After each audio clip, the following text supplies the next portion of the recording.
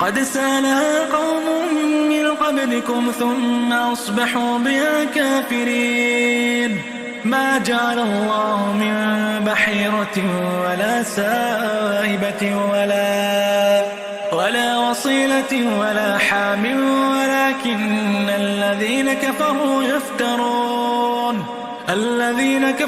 يفترون على الله الكذب وأكثرهم لا يعقلون.